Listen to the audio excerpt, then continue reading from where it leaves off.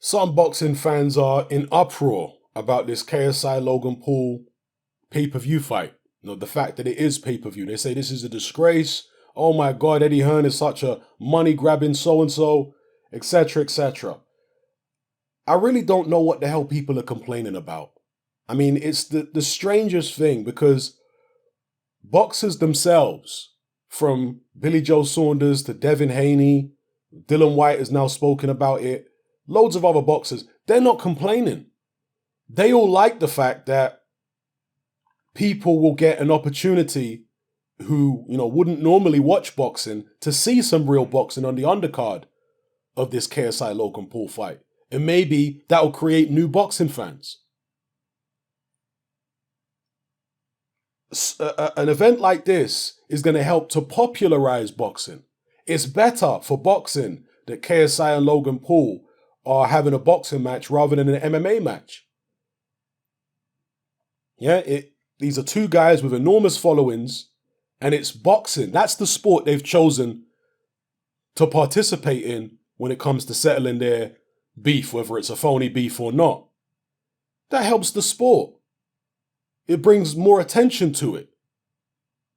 It allows fighters to get paid. I mean, there are loads of fighters in a Matchroom stable who are scrambling to try and get on that KSI Logan Paul card. So what on earth is the problem? I don't get it. At the end of the day, KSI Logan Paul is akin to a white collar fight, but it just happens to be between two guys who have got massive YouTube followings. That's all. This is not being sold as a legitimate, world level boxing match. No, everybody knows what they're getting. Nobody's being duped here or sold mutton dressed as lamb. Everybody knows that it's mutton. All right? These are not two proper boxers. They're two YouTubers who want to have a fight with each other, and they're doing it under boxing rules. That's all. What is the problem? People talking about, oh, this should never be pay-per-view. Well, don't buy it then. The first fight was pay-per-view and it did over 1 million buys. I think nearly 1.5 million buys. So if they've done that for the first fight, why on earth wouldn't they do pay-per-view for the second fight? What sense does that make? Of course they're going to do pay-per-view for the second fight. And if it wasn't Sky and Eddie Hearn showing it, it would be Frank Warren or somebody else showing it. And you can tell that would be the case by the fact that Frank Warren, somebody who is normally scathing of Eddie Hearn, Frank Warren hasn't actually criticized the fight. Look at this interview right here on Seconds Out. Frank Warren takes every opportunity to diss Eddie Hearn. But when he was asked about KSI Logan Paul, he said, good luck to him. Everybody knows what it is. The only thing that Frank Warren has criticized is the fact that Eddie Hearn slagged off the first fight and said that, I wouldn't want to be involved in something like that, which I criticized Eddie Hearn for as well. I said that Eddie Hearn's a hypocrite for slagging off the first fight and then being involved in this fight. He is a hypocrite for that. But in terms of the fight itself and whoever wants to put it on, I don't see what the problem is. Nobody's being conned. It's not like they're trying to sell a mismatch as a legitimate, great matchup. No. They're selling a matchup between two novices who had, a competitive fight last time around, and they want to fight again. And it's mostly going to be their followers who are in the millions that are going to tune in and pay the pay-per-view. That's who it's going to be. And just to appease these whining, whinging, I want to call them boxing fans, but I'm not sure if they really are, because if you're really a boxing fan, then you would see the benefit that boxing gets from an event like this, how much boxing can benefit from it. But to appease the whining and whinging would-be boxing fans, Eddie Hearn says he's working with Sky to try and get the majority of the undercard on regular Sky, so not behind pay-per-view encryption. He's working to have only the KSI Logan Paul fight under pay-per-view encryption and maybe one other fight, but the rest of the undercard on regular Sky for anybody to watch. So, that's just to appease these whiners and whingers. Again, we're not talking about a Tyson Fury fighting a hopelessly overmatched Tom Schwartz and putting that on pay-per-view and claiming that it's a fight for the lineal heavyweight title. That is what you call conning the fans. Yeah? This is not that. This is not being sold as some kind of great, fight between two great fighters. That's not how it's being sold. It's being sold for what it is. Two guys who, the YouTubers, they're not boxers. So everybody knows what they're getting. Everything is above board. There's no duping going on here. What the hell's people's problem? I do not get it. And if you look back at the history of boxing, there's always been farcical events that have taken place in boxing. Even back in the golden age of Muhammad Ali, he fought a wrestler called Antonio Inoki, a Japanese wrestler. And it was a farce. It was on pay-per-view. You can watch it on YouTube now. It was on pay-per-view. Ali skipped around the ring for 15 rounds, throwing nothing but jabs. And the wrestler was like scrambling around on the floor, kicking Ali in the shins. It was an absolute farce. And that was on pay-per-view. And in fact, it grossed the equivalent of $90 million in today's money when you adjust it for inflation. Yeah, so Ali was involved in farces himself. And this is the greatest of all time, right? Greatest heavyweight of all time in the eyes of many people. George Foreman.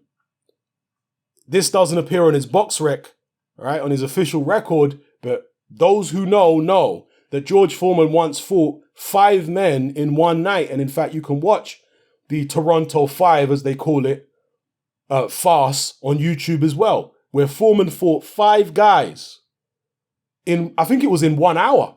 You can watch that on YouTube. And this is an article from the New York Times talking about that farce of an event. And it said that Foreman received $100,000 for that farce. And $100,000 back in 1975 is the equivalent of God knows how many millions today.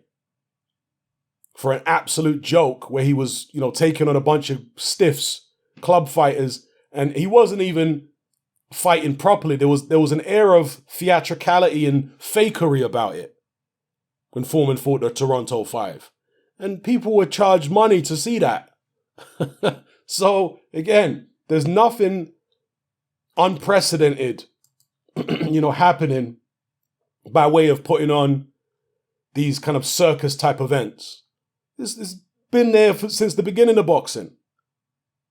I guess a lot of the newer boxing fans are naive and ignorant to this. Yeah? Once again, if you are being sold mutton dressed as lamb, I can understand why you'd be upset. But if you are being sold mutton and it's advertised as mutton, what's the problem? You either buy it or you don't. Nobody's trying to trick you. Nobody's trying to dupe you. Yeah? It is what it is. So, like I say, if it wasn't Eddie Hearn and Sky putting it on, it would be Frank Warren or somebody else putting it on. That's the reality of it. Anyway, let me know what you guys think in the comment section below. And as far as what I think of KSI Logan Paul and did I watch the press conference? No, I didn't watch the press conference. Press conference is here. I ain't watched it. To be honest with you, I'm not really interested in KSI and Logan Paul as personalities. I don't find them entertaining. That's no diss to them. They're doing great in terms of their numbers and they're making loads of money and all that kind of stuff. Good luck to the pair of them. But me personally, I've never found them to be entertaining characters. And I've known about KSI for years. A friend of mine used to send me, video clips of KSI several years ago when he was still sitting on his sofa playing FIFA with his friend. But I just never found it funny. Yeah. But in terms of their fight, I probably will watch their fight. Not on pay-per-view. I'll probably watch some illegal stream of it. Just as I did their first fight. I watched their first fight. And it was a fight between 2 absolute novices. And I thought it was a bit of fun. They can do damage to each other. See, that's the thing for me. I don't mind watching a pair of novices who don't know what they're doing, as long as they can damage each other. Because then it makes it a bit entertaining. Yeah? It's like watching a street fight. Most people who engage in street fights, they're not throwing like well-crafted, technically sound punches. And that's what you got in the first KSI Logan Paul fight. It was like a street brawl. I mean, Logan Paul had a little bit of boxing technique, KSI less so. They had a go and it was fun. In this fight, the rematch, they're going to be wearing 10-ounce gloves, no headgear. I think there's a very good chance that somebody gets knocked out. Because these guys are not conditioned to take, heavy blows with little 10-ounce gloves on. Those little 10-ounce gloves are hard, by the way. I don't know which brand they're going to go for, whether it will be, Grants or Everlast or whatever. But 10-ounce gloves, a lot of them are real hard. Once you got your wraps on, it's like you got a brick on your hand.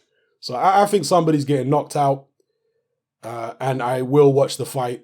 But in terms of the build-up and all the back and forth between them, I'm not really interested in it, to be honest with you. So I might do a video on it at some point during the build-up, but I'm not that enthusiastic about it. Just put it that way. So let me know what you guys think in the comment section below. It's happening, I'm out. Join me on Patreon. I upload a minimum of 2 podcasts every single week, covering a wide variety of controversial topics, as well as live stream Q&A sessions. Take a look on screen right now at some of the podcasts I've produced so far. For just $3 a month, the equivalent of about £2 a month, you get access to all my new podcasts and my entire back catalogue of past podcasts, including my popular Confessions of a Nightclub Bouncer series. You can listen on your computer or on your smartphone or tablet by downloading the Patreon app from the Google Play Store or the App Store for free. The Patreon app also allows you to download each podcast in MP3. For less than the price of a cup of coffee, you get access to dozens of hours of exclusive content. It's easy to sign up, there's no contract, and you can cancel at any time. So come and join our community of free and critical thinkers by signing up with me here on Patreon today.